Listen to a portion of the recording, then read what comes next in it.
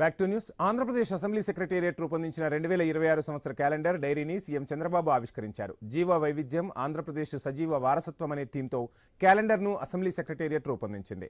ఆంధ్రప్రదేశ్లోని ప్రకృతి సంపద, కళలు, సాంప్రదాయాలు, ఆధునిక సాంకేతికతలకు అద్దం పట్టేలా కొత్త సంవత్సర క్యాలెండర్ను రూపొందించారు.